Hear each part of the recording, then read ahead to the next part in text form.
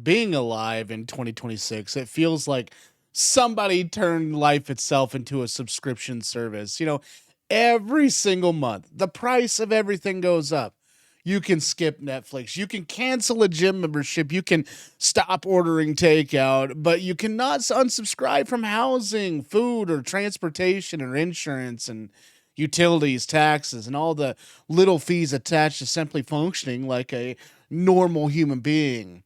And this is why so many people are earning more money on paper, but they still feel like they're failing or falling behind. And the problem is not it's not always what it looks like. Okay, the problem is not always reckless spending. In many cases, the baseline cost of existing has climbed so high that even responsible people are getting squeezed. Start with the housing because that's is usually the biggest bill. Renters are dealing with higher monthly payments, application fees, security deposits, and parking charges, pet fees, and sometimes separate bills for trash, water, or package services. And homeowners are not exactly escaping either. Even if you have a fixed mortgage, property taxes can rise, homeowners insurance can jump, and repairs are more expensive. And replacing something major like an HVAC system, a roof, or water heater or appliance can destroy a budget really fast. So housing is no longer just one payment, it's an entire ecosystem of expenses. Then there's food. Grocery shopping has become one of the easiest places to feel the difference between what your money used to buy and what it buys now. Meats, eggs, dairy, produce, the snacks, the drinks, household supplies, and basic pantry items can add up shockingly fast, and families are forced to compare prices more closely. Buy store brands, plan meals ahead around sales, and think harder before grabbing things they used to toss into the cart without worrying about it. Eating out adds another layer. A simple meal that once felt casual can now feel like a planned expense after high menu prices, the taxes, the tips, the delivery fees, and the service charges. And transportation is another quiet money drainer. If you own a car, you have the payment, insurance, the fuel, the oil changes, the tires, the brakes, registration, the maintenance, the repairs, and the depreciation. And if your car is paid off, that helps. But one transmission problem can remind you very quickly that paid off does not mean free. Insurance rates can rise even when you have not had an accident, and the newer vehicles are packed with sensors, cameras, computers, and electronics that can make repairs more expensive than people expect. And if you do not own a car, public transportation, ride shares, and delivery services still cost money. And especially if you live somewhere where driving is basically required. Healthcare might be the most stressful category because it combines cost with uncertainty. You can pay premiums every month and still face deductibles, copays, prescriptions, dental bills, vision costs, vision therapy costs, lab work, and surprise expenses. Even people with insurance sometimes avoid appointments because they're afraid of what the final bill will be. And that's a brutal situation. Paying for coverage while still wondering whether you can afford to use it. And utilities are another area where small increases they stack together.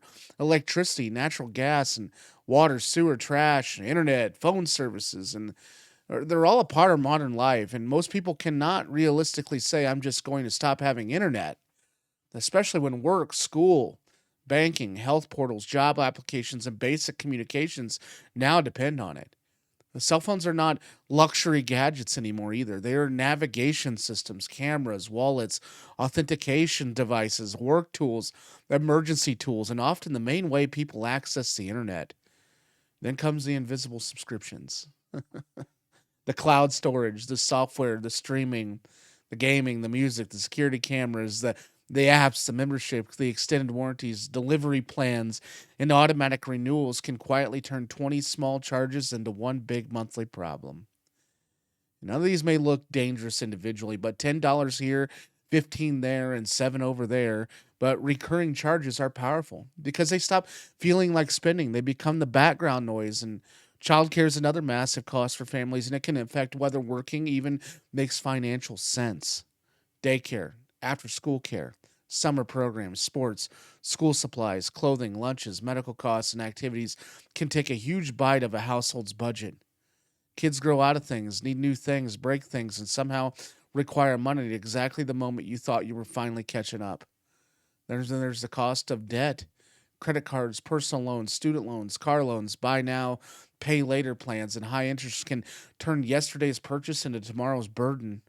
And when people use debt to cover groceries and utilities or emergencies, they are not just paying for today's problem, they are borrowing from future paychecks. And that is how financial stress becomes a cycle.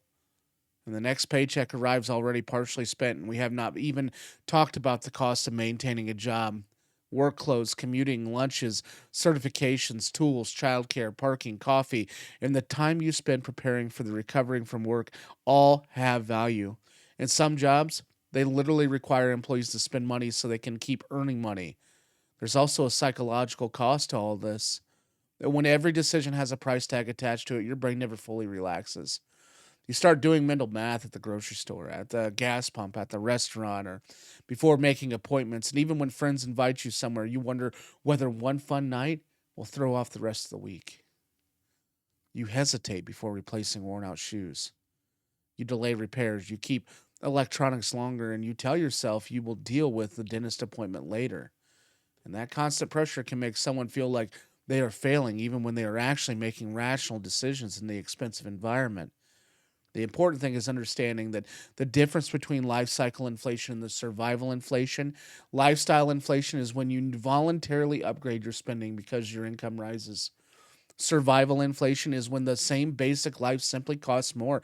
If rent, insurance, food, utilities, and transportation all rise while your paycheck barely moves, your standards of living can fall even though your salary technically increased. And that's why a raise does not always feel like a raise. The smartest response is not panic. It's visibility. Know your true monthly survival number. Add up housing, utilities, food, transportation, insurance, minimum debt payments, and medical needs and other essentials. Then separate everything else. And that number tells you what your life actually costs before entertainment, vacation, hobbies, or impulse purchases enter the picture.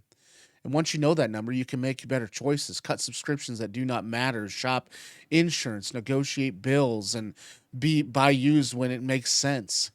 Build even a small emergency fund. Avoid financing things that lose value quickly. Protect your credit.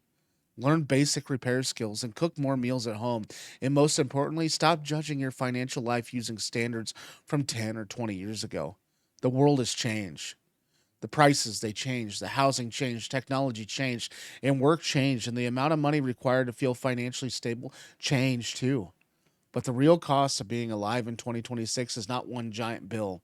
It's hundreds of smaller obligations constantly reaching in the same paycheck. And once you understand where the money is actually going, you can stop wondering why you feel broke and start building a plan around the reality you are living in right now. Thanks for watching. And I appreciate you watching. Thanks for watching. If you found value to it, please subscribe. I'd appreciate it. And if you want to go down in the comments and complain to me about how, oh, you're just whining about everything and there's no solution, blah, blah, blah, blah. Listen, we are all struggling out here. And if you are not, good for you. You're one of the few. Bye-bye.